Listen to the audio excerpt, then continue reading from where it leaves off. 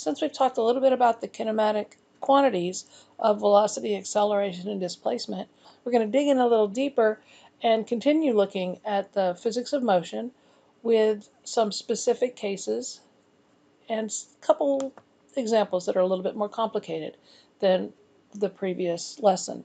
So here's a reminder of what the kinematic equations of motions are in one dimension. We are going to assume all of these are constant acceleration.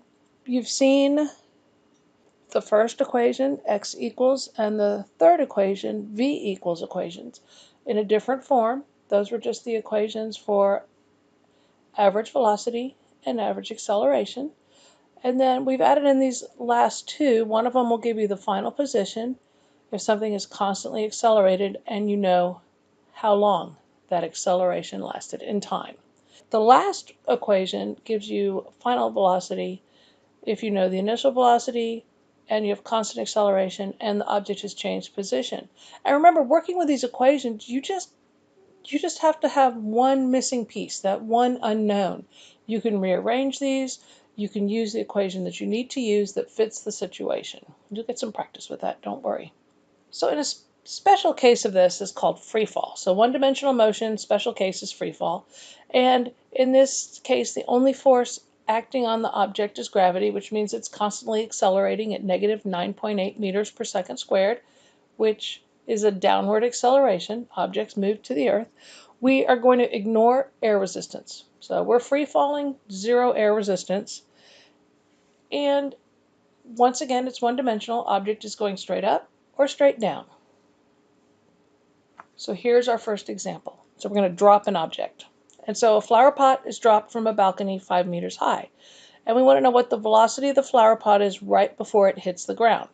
And so we know how high it is. So it's going to have a change in position of 5 meters.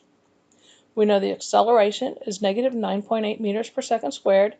And we know that all objects that are dropped have an initial velocity of 0 meters per second. And so with that information, we're going to choose the equation that starts off with v squared equals v naught squared plus 2a times the change in position. And when you plug everything in, if you're keeping that negative sign in because you're being super careful, you're going to find out that you're going to end up with a mathematical problem with v squared.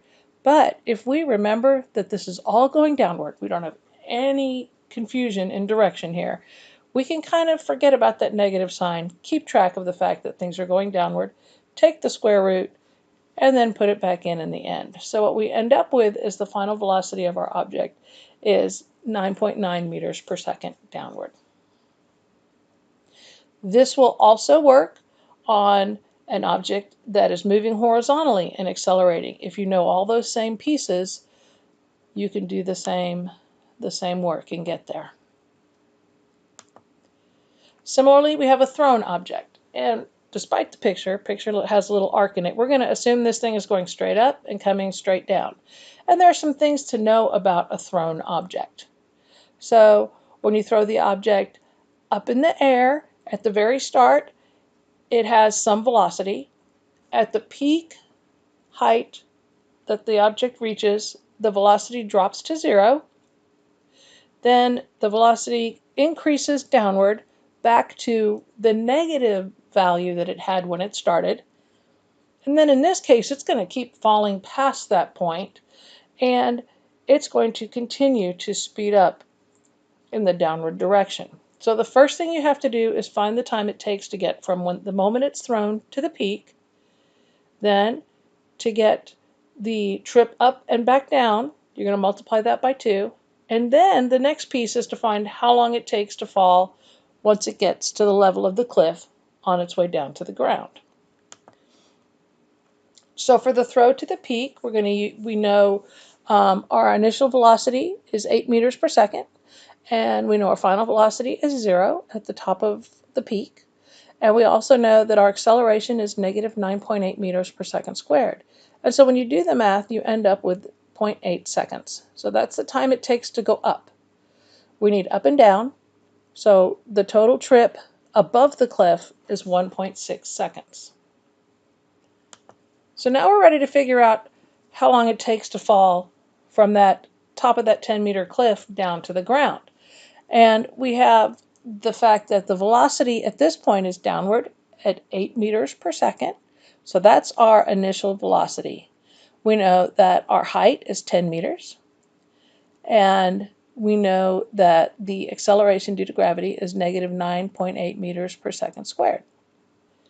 When I set up the equation, I had to decide what was my initial height and what was the final height. And so since it's starting at 10 and going down to 0, the final height is 0, the initial height is 10. So you plug all those numbers in, and yeah, you got to use the quadratic equation. Remember that fun from algebra?